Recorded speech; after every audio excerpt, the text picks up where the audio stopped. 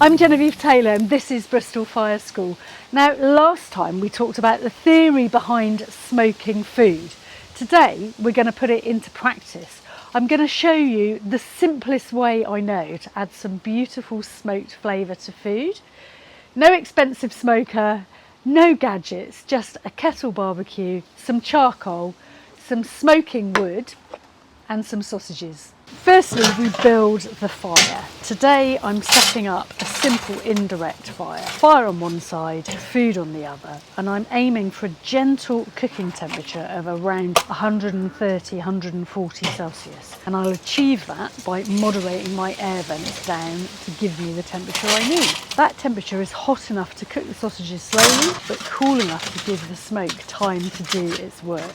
Just 1 or 2 chunks of hardwood placed onto the hot charcoal. I'm using a single chunk of cherry. That's all you need. Don't keep adding more. Don't soak it. Don't overthink it. We're looking for clean smoke, not lots of smoke, and that will come from a well combusting, nicely laid fire with good charcoal. These are just plain pork sausages from the supermarket, and the smoke is going to add so much flavour value to them. So the sausages go as far away from the fire as possible. They're cooking indirectly. They are not being grilled. They're being gently roasted while the smoke flows around them. Lid on. And now we leave them alone. This is not a recipe that rewards fiddling. In fact, the hardest thing in barbecue is doing absolutely nothing, you know? These sausages are here, the fire is here, there's absolutely zero chance of those sausages burning, so we just have to wait. We have to let the smoke and the heat do what we need it to do, which is hot smoke these sausages. So I'm going to wait at least an hour. If I was to keep lifting that lid up and down, I'm doing 2 things. I'm letting out all that smoke and kind of cooling down that cooking environment, but also I'm introducing a whole load of air, which is going to get that fire hotter and kind of burn it away quicker. So basically, don't look, wait. They've had about 30 minutes now, so let's just have a look and see what's happening.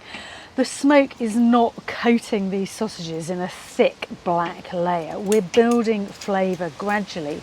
And you can see the colour beginning to change. We've got a beautiful bronze mahogany colour that good smoke creates.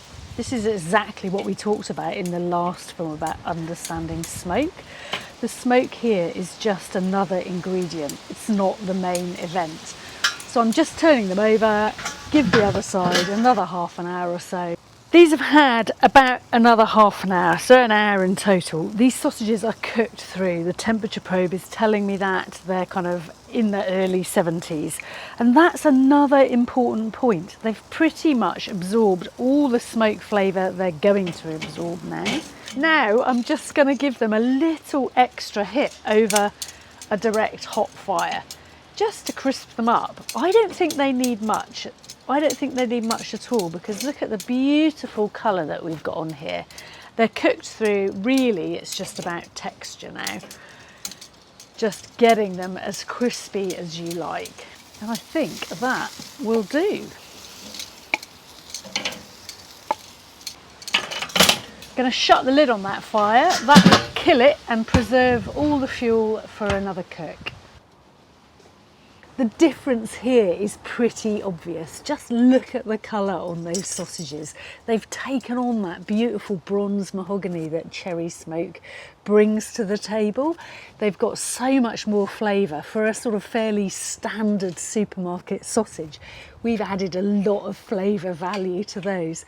But over and above that, actually, this is a really simple way to start smoking. If you've never smoked anything before, try this. No expensive kit, no expensive piece of meat, just a bit of time, an hour of clean smoke, and it's going to teach you everything you need to know about smoke basics.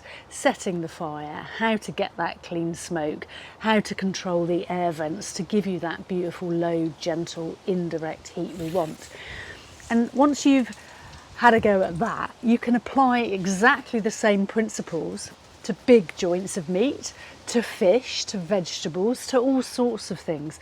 And I'll be exploring all of those different things to smoke in different fire school films using different bits of kit. But yeah, very simple, inexpensive sausages on my Kettle BBQ.